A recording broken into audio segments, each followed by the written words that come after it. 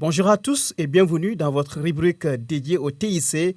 Aujourd'hui, nous allons parler d'un sujet essentiel dans notre ère numérique, la sécurité numérique. Dans un contexte où la nouvelle stratégie numérique New Deal technologique vient d'être lancée, comprendre les menaces et les enjeux devient primordial.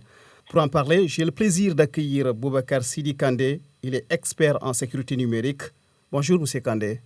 Bonjour. Tout d'abord, comment définir la sécurité numérique et pourquoi est-elle devenue un enjeu majeur aujourd'hui? Il faudra comprendre la sécurité numérique comme étant l'ensemble des mesures techniques, mais aussi des bonnes pratiques qui souvent visent à protéger les systèmes informatiques, que ce soit les réseaux, les données contre les cyberattaques, les fuites d'informations, mais aussi les intrusions malveillantes. Concernant souvent les enjeux majeurs, aujourd'hui, on en a plusieurs quand même. On peut revenir sur la numérisation croissante de certains services.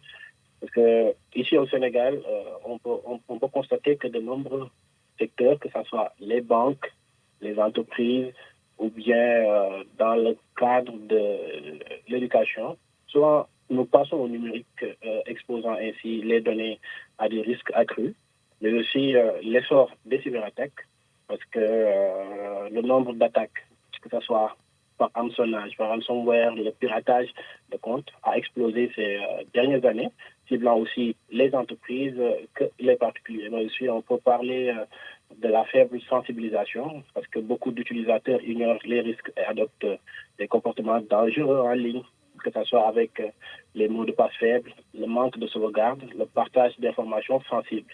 Donc, Je pense que le décor est bien campé. Vous avez cité même certains secteurs. Quelles sont les principales menaces qui pèsent actuellement sur les entreprises, les administrations et les particuliers au Sénégal? Bon, ici au Sénégal, nous faisons beaucoup plus face à ce qu'on appelle le phishing, en français l'hameçonnage. Donc, parce que beaucoup de Sénégalais reçoivent souvent des SMS ou des emails frauduleux, se faisant passer pour des banques ou bien des services publics afin de voler leurs informations. On peut parler aussi des ransomware. Souvent, des entreprises et administrations ont déjà été victimes de logiciels malveillants qui bloquent leurs fichiers et souvent exigent une rançon pour les débloquer. Les arnaques sur les réseaux sociaux aussi, on peut en parler. De faux profils se font passer pour des personnalités connues ou des vendeurs en ligne pour escroquer souvent les internautes. Et aussi la cybercriminalité financière avec l'essor du mobile banking, comme par exemple on peut parler de Wave ou souvent même Orange Money. Les cybercriminels exploitent souvent des failles de sécurité pour pouvoir voler de l'argent aux utilisateurs. Ce sont souvent ces genres De de menaces. menaces qui pèsent au Sénégal. Alors, je le disais à l'entame de mon propos que le Sénégal a récemment lancé sa nouvelle stratégie numérique, New Deal technologique. Quel défi cette stratégie doit-elle relever en matière de cybersécurité? Déjà, je salue cette initiative de l'État du Sénégal parce que déjà le New Deal technologique est une avancée vraiment très, très, très importante, mais quand même doit surmonter plusieurs défis en cybersécurité, d'où le renforcement d'infrastructures de protection parce qu'il faut sécuriser les systèmes d'information de l'État et des entreprises contre les cyberattaques, mais aussi la lutte contre la cybercriminalité en mettant en place des lois, qu'il y ait déjà une brigade spécialisée dans cela pour traquer les cybercriminels, mais aussi la formation de professionnels. Parce que quand même, il y a un manque encore d'experts en cybersécurité au Sénégal, d'où la nécessité de développer des formations spécifiques. Donc, en quelque sorte, voici certains défis que cette stratégie doit relever en matière de cybersécurité. Donc, si je vous comprends bien, les mesures prévues ne sont pas suffisantes pour sécuriser l'écosystème numérique sénégalais. Oui, je disais aussi parce que souvent il faudra qu'il y ait cette culture du numérique au Sénégal.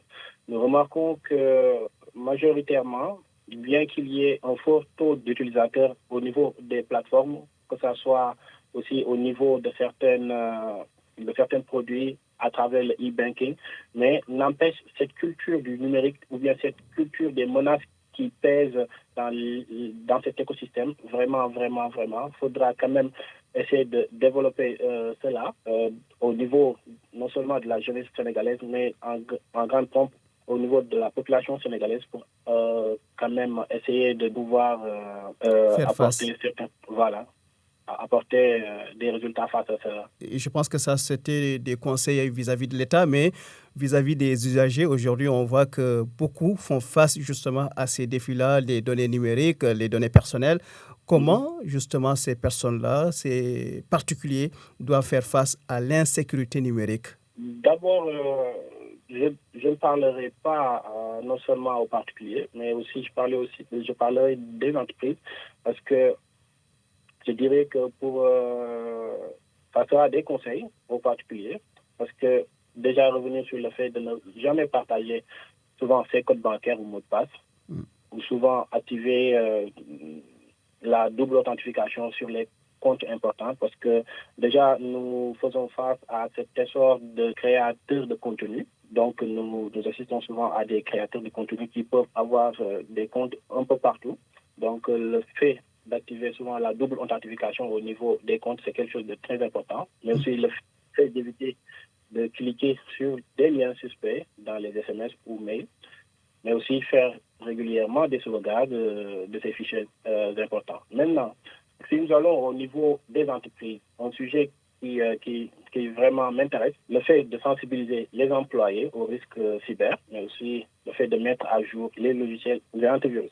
Maintenant, partant du fait de mettre à jour les logiciels des antivirus, je voudrais juste m'arrêter sur un fait, parce que souvent on remarque que parfois, on fait appel à des informaticiens, comme on les appelle. Souvent, le gars, il vient, il vous propose un logiciel. Mais souvent, au niveau des entreprises, ils ne prennent pas le temps de vérifier si, comme on le dit, ce sont des logiciels craqués ou bien des logiciels avec la licence. Avec une licence bien vérifiée. Donc, souvent, il faudra prendre le temps de vérifier tout cela. Vous comprenez? Mais aussi, le fait de restreindre l'accès aux données sensibles, effectuer souvent des audits de cybersécurité réguliers. C'est-à-dire qu'aujourd'hui, quand vous installez, par exemple, un antivirus qui a été craqué, ça vous coûtera beaucoup plus cher que si vous l'achetiez. Oui, effectivement. Parce que souvent, vous savez, avec les logiciels craqués, souvent, ce sont des développeurs qui prennent le temps de faire sauter cette partie payante au niveau des logiciels. Maintenant, celui qui fait cela, lui, il aura accès au logiciel où qu'il soit installé un peu partout à travers le monde. Donc ça, c'est un danger. On ne sait pas qui se cache derrière cela. Maintenant, le conseil que je donnerais, c'est souvent de vérifier quel logiciel a été installé. Si effectivement, parce qu'on ne peut pas donner à une personne de l'argent pour qu'il vous remette un logiciel en bonne et due forme, mais après, vous vous retrouvez avec un logiciel craqué. Donc ça, c'est quelque chose de très, très, très grave, quoi. Boubacar Sidi Kandé, un dernier mot, un message à l'endroit de nos auditeurs sur l'importance d'adopter de bonnes pratiques en cybersécurité. Alors, déjà, il faudra savoir que la cybersécurité est l'affaire de tous, que l'on soit un simple utilisateur de smartphone ou une grande entreprise. Chacun doit prendre ses précautions. Donc, méfiez-vous des arnaques en ligne. Utilisez souvent des mots de passe solides et ne jamais partagez vos informations sensibles.